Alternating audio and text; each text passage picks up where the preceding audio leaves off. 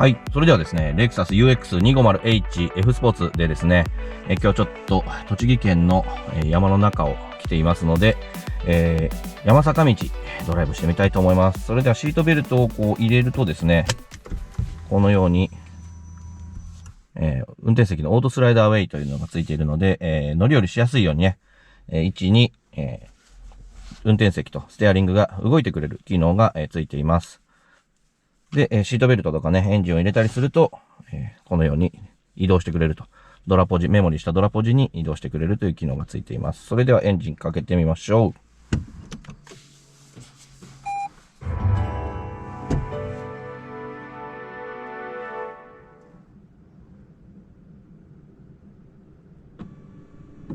はい、こんな感じで、オープニングのね、アニメーションがあって、このサウンドとかもね、3種類ぐらいから選べます。それではちょっと行ってみましょう。はい。UX だとね、こういうちょっと狭い、道でもね、全然ストレスなく運転することができるのはいいですよね。全幅も 1.85 以下に収まっていますので、立体駐車場も OK と。全高も 1.55 以下に収まっているので、高さ 1.55 以下の制限のある立体駐車場も OK ですしね。そしてやっぱ車高が低いっていうことはね、それだけこう重心が低いっていうことなんで、こういう山坂道とかをね、走っていても、ボディの上矢がね、振られることなく、ロールもあんまりすることなく、地面についた感じで走り抜けることができるということですね。今、アクティブサウンドコントローラーというね、なんちゃってエンジンサウンドをオンにしてますけど、これ、オフにします。オンにすると、こういう音がします。ちょっとね、じゃあ試しにオンにしたまま走ってみましょうかね。結構こういう、山坂道ですけれども、走りはね、UX やっぱ面白いですよね。押しむらくはというかですね、スポーツモードにするとステアもちょっと重くなりますが、もっと、ノーマルモードからでもですね、ステアはもうちょっと重くてもいいんじゃないかなと思えるところがありますね。で、パドルシフトもついているので、こう、下り坂とかでね、エンジンブレーキで下がっていきたいなんてシーンでもですね、パドルも使えますし、走りはね、結構タイトな感じなんで、割と速いペースでこういうワインディングロード抜けていってもですね、全然酔うようなことはないですね。スポーツモードでやっぱ走ってると面白い。このぐらいやっぱステアどっしりしててほしいな、普段から。結構このなんちゃってエンジンサウンドも面白いんじゃないかな。でもロードノイズはね、やっぱちょっと UX 聞こえ気味なので、そういうところはね、ネガティブポイントかなとも思います。そして今、トンネルの中に入ったんですけれども、このね、UX の、室内の真っ暗具合、映ってるでしょうかね。結構暗いんですよね。夜間はね、やっぱダウンライトもインテリアイルミも何もないのが、不満なポイントではありますね。で、アダプティブハイビーム今作動してましたけれども、結構ね、頻繁にアダプティブハイビーム作動するので、これはね、すごく優秀ですね。はい、かなりの、急勾配&カーブを曲がっていきます。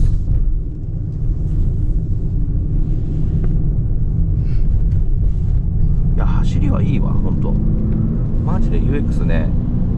2人乗り乗車だったら本当に快適で走りも面白いし、この辺はね RX なんかより全然 NX とかに比べてもやっぱ車高が低い分走りの安定感は全然違いますね。私 RX の前期型の 450H の F スポーツも乗ってましたし、後期型の RX300F スポーツの FF を2回買うという変態ですけれども、さらに NX300、200T と言っていた前期型にも乗っていましたけれども、やっぱ走りにおいてはね、本当 UX が一番パワー感という意味では NX の300のターボが一番ドッカン気味ではありますけれども、瞬発力はありますが、ワインディングを抜けていく際に、必要十分なパワートルクと、あとやっぱこの身のこなしですよね。低い重心による、あと TNGA の、プラットフォームを採用していることによるやっぱボディ剛性とかステアのしっかりさ加減とかがやっぱちょうどいい感じになっているので、走りとかにおいてはやっぱ UX レクサスの SUV の中ではやっぱりダントツに面白いですね。この辺はだから下手すると IS とかES なんかよりもやっぱ楽しいような気がする。やっぱコンパクトなハッチバックっていいですよね。やっぱボディが小さいっていうのはね、それだけで本当優れた性能だと思うので、そういう面でもね UX はね本当優れているなと思うところではありますね。こういったちょっと、街の中というかですね、村道というか、狭い田舎道とかでも、すれ違いとかにねちょっと難儀するような狭い道でも UX ぐらいのね車幅だったらそんなにストレスなく走ることができますね。これが RX とかだとちょっと気を使うシーンもあるんですけれども、あとやっぱボディがちっちゃいんで見切りはいいですよね。ということでですね、レクサス UX250HF スポーツ FF1 年半1万キロ乗った総合評価をしてみたいと思います。まずエクステリアなんですけれども、マフラーが鼻毛のように出てるといったところは不満なんですけれども、それ以外はね、コンパクトクラスなのに迫力のあるフロントフェイスとですね、リアもねリアコンビネーションランプがつながるなど独特なデザインになっていて、サイズ感以上に迫力があるところ、これはね非常に気に入っていますし、サイドに入ったキャラクターラインなどは本当ホワイトノーバーガラスフレークというね、白でもパキパキとしたキャラクターラインが見えるというね、こういう陰影の演出のうまさっていうところは非常に気に入っています。で続いて内装なんですけれども、確かにこういう、ドアとかダッシュボードとかの、取り付け合成とか、あとその使ってるプラスチックの厚さとか、そういうところでどっしりとした感じっていうのはあるんですよね。ドア閉めた音とかですね、そういうのはねマツダ3とかは、表面の、材質はすごくいいんですけれども、中身がちょっとやっぱ詰まった感じはしないので、ドア閉めた音とかはリアドアとか特にパエンって感じで軽い音がするんですけども、そういうところはね見えないところで、レクサスの方がコストかかっているかなと、イオンが発生しないように見えないところにフェルトみたいなのが貼られていて、イオン対策もなされていたりとか、そういうところもあって、こういうところ触った時のこうなんだろうな、ずっしり感というか、中に身が詰まってる感みたいなのはあるんですけれども、とはいえですね、やっぱりインナードアハンドルであるとか、ドアトリムにオーナメントが全然ないとか、あとはですねウィンドウスイッチのにも何にも過色がないとか、あとさっきも言いましたけれども、夜は真っ暗であるとか、あとはね、グローブボックスの、開閉の節度がもうペカペカだとかね、軽いとか、中も肝仕上げされてないとか、結構コストダウンは散見するので、後席の足元も狭いですし、後席のドアの質感も悪いですし、そういうのを考えると、やっぱ500万円を超えて車としては70点はつけられない、68点ぐらいかなという個人的な感想です。これでも気分を悪くされた方申し訳ないですけども、個人の感想ですからね。私もレクサス7台買ってますけれども、その中での感想です。これ買うんだったら本当 RX のベースグレード似たような価格で買えるんで、そっち買った方が満足度高いかなという印象ですね。そして、続いてはですねユーティリティですね。ラゲッジとか、収納の豊富さ関係ですけれども、これもね、いや収納いいなと思うのは、アームレストが左右から開くとか、そのぐらいしかないですね。収納が豊富、もともと高級車は収納を求めるもんでもないと思いますが、ラゲッジはもういくらなんでもボディサイズに対して狭すぎ問題なので、これはねちょっと論外って感じですね。本当にもっと小さいアウディ Q2 とかそのぐらいの車の方がラゲッジ容量が2倍ぐらい広いっていうのはね、ちょっとさすがに問題ありだと思いますね。やっぱラゲッジフロアが高いっていうのは、トノカバーとの高さが30センチぐらいしかないんで、本当にちょっと高さのものがあるとトノカバーと接触して、要はトノカバーが浮いちゃって後方視界の妨げになると。これは安全面も考えてもよろしくないと思う部分なんで、ガソリンモデルがその反省点を生かして年次改良でラゲッジフロアが少し下げられたという経緯もありますけども、それにしてもハイブリッドはそのままなんで、そういうところはね良くないとユーザーとしてははっきり言いたいですね。1年半使って良くなかったところと声を大にして言いたいところですね。コストコのバッグが置けないというのは、本当一人暮らしとか、だったとしてもそういう保冷バッグとかが、干渉してしまうのはよろしくないと思います。それこそ釣り具とかのね、クーラーボックスとか置いても同じだと思います。で続いて、装備機能面においては、これはね本当先ほども言っていますけれども、小さな高級車として満たされるようなシートベンチレーションとかシートヒーターとかステアリングヒーターもついていますし、大きなカラーヘッドアップディスプレイもついていますし、運転支援安全装備も最新のものがついていますし、本当にねその面では不満ないですね。オーナーズデスクもついていますし、これはね人間のオペレーターにつながって目的地とかを設定してくれるものですけれども、これは本当にね気が利いています。トヨタの T コネクトナビでも最近では、そういったオペレーターサービスっていうのはありますが、別途優勝オプションになっていますし、さらにレストランの予約とか航空券の予約とかまでやってくれるようなのはオペレーターサービスプラスみたいな形でさらに、もっとお金がかかるというものがレクサスだともう標準装備になっていると。そこの辺はね差別化をしてるんだと思いますけれども、そういった、差別化された、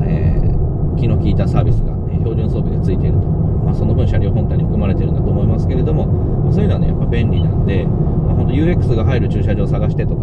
そういうようなオーダーにも応えてくれますし、お店を調べてもらう際にも営業時間を、ね、事細かに教えてくれたりもしますんでね、そういうところはね本当に同乗者知らない人がいるときにオーナーズデスクを使うとね驚かれる、ドヤ顔できるというのがありますからね。でさらに地図の自動更新、マップオンデマンド、これがついていると。これも輸入車ではない装備なので、これはね本当に素晴らしいですね。で続いてはですね、走りの面なんですけれども、納車された当時はモーターのトルク感が意外と CHR とかに比べると弱いなっていう風に思ってたりしたんですけども、とはいえね2リッターのダイナミックフォースエンジンの吹き上がりの、軽やかさとかと相まって結構ね街中で乗っててもグイッと前に出るなと久しぶりに乗ったら思ったところだったので、この辺はね印象がね好感触になったと、好転した部分ですね。最初に納車された時よりも印象が上がっている部分ですね。でやっぱステアリングもホイールも結構太めのものになっていて、こう操る楽しさもあるし、パドルシフトもついているし、そういう面での、満足度も高いかなと。で燃費に関しては、正直そこまで、いいなっていう印象もなかったですけれども、高速だけ走っていて今、ちょっと100キロぐらい走った感じだと、リッター 21.2 キロという風に出てますが、レギュラーガソリンで、高速燃費でそれぐらいと、街中走っても、17、8ぐらいは走るんで、高級車としてはレギュラーでそのぐらい走ればいいんじゃないかなと思うところですね。最近ちょっとディーゼルの、メルセデスの CLA200D とかで高速で30キロとか超えちゃってるのを見るとなんか物足りなく感じますけど、それはあれがおかしいぐらい燃費がいいだけで、普通はね、リッター20以上走れば、いい方なんじゃないかなと思います。ワンタンクでね、1000キロ走れるっていうのはいいと思いますね。実際に私も瀬戸内海ぐるっと一周してきましたが、給油回数が少なかったのは本当に助かったですね。それはで運動性能に関しても、そんなに飛ばしたりとかね峠を攻めたりする車ではないと思うんですけども、さっきも言いましたけども背の低いねコンパクト SUV でリアの設置感もいいですし、 TNGA のボディ剛性も非常に良いので、もう昔のトヨタ車のようなふにゃふにゃみたいな感じはもう全然ないですからね。これはもうねカローラスポーツとか乗った方とかも分かると思いますけど、本当に最近のトヨタ車やっぱ TNGA のプラットフォーム採用して以降はすごく、車の走りの性能とかも上質になってますよね。ただ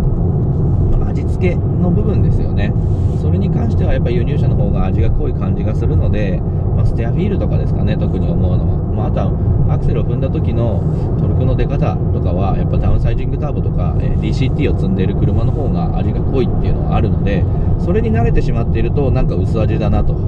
いう感じがあるかもしれないんですけれども、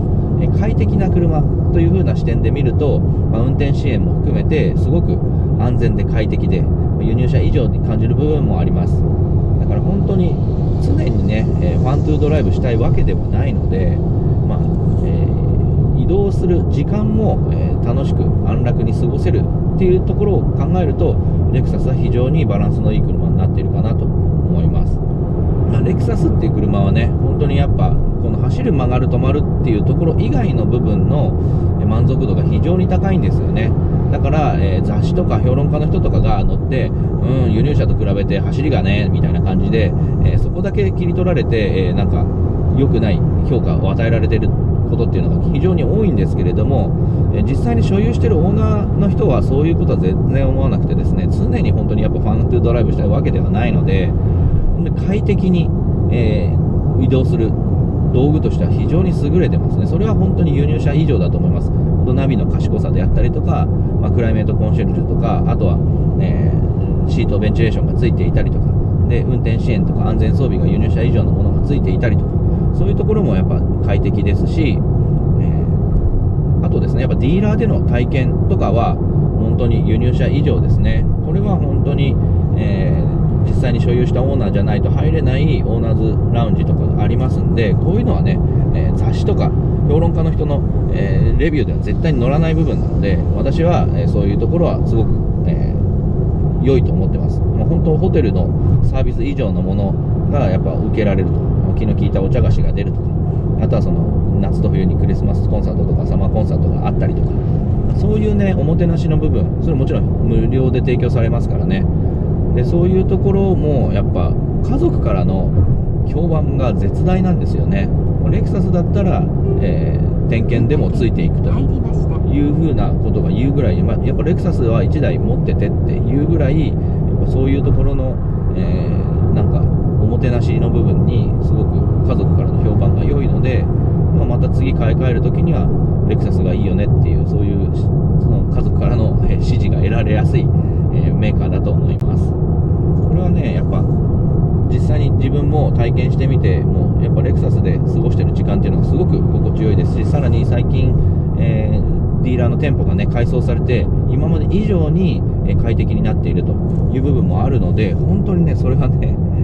いや本当に心地よいんですよね。なんでレクサスはもう本当車だけを買うというよりは、そのライフスタイルごと買っていると、そのなんとなくこ